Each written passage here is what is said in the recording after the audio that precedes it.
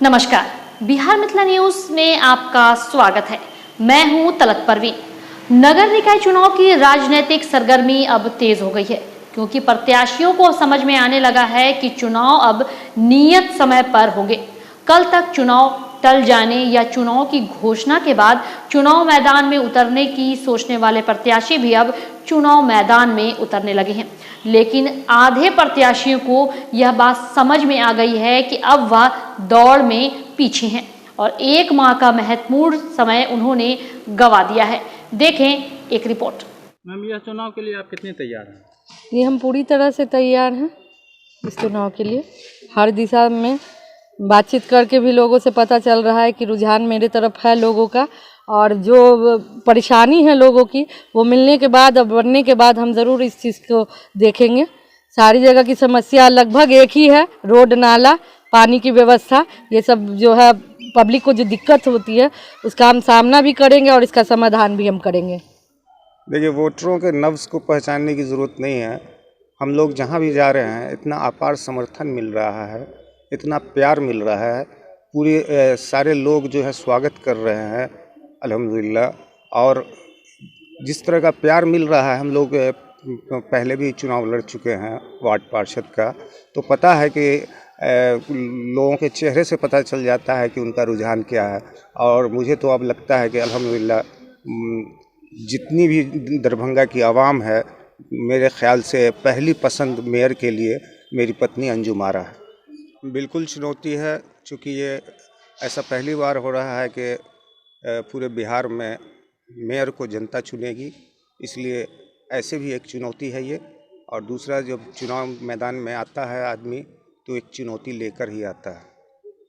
चुनाव तो चुनौती है, लेकिन हम तो एकदम आराम से, पहले भी जब चुनाव का डेट घोषित हुआ तो हम मतदाताओं मालिक के पास जाते थे, और उसके बाद बीच में स्थगित भी हुआ, उसमें भी हम जाके मिलते जुलते थे, और अभी भी मिलते जुलते हैं। कोई ऐसा नहीं है, बहुत आराम से, बहुत अच्छे ढंग से हमारे मतदाता मालिक रिस्पांस लेते हैं, हम जाके उनसे मिलते हैं और बहुत अच्छी लग रहा। कोई ऐसा नहीं है बहुत बड़ा कि हाँ ये नहीं हुआ, बहुत अच्छे और बहुत खुश भी हैं मतदाता मालिक हमसे कि नहीं, आपको बनना चाहिए, होना चाहिए, और हम उनके बीच में जा रहे हैं आराम।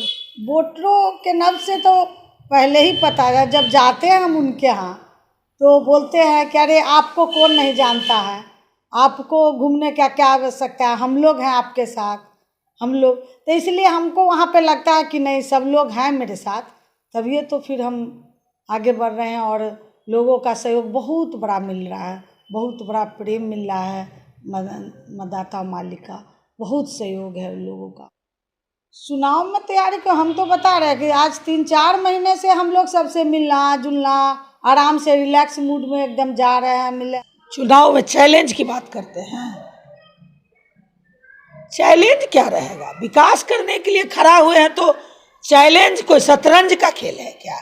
समाज सेवा करने के लिए आए हैं, चैलेंज ही चैलेंज है। आज से हैं फील्ड में, होश संभाले, 30 बरस का अवस्था था, समाज सेवा में आ गए 3 बार।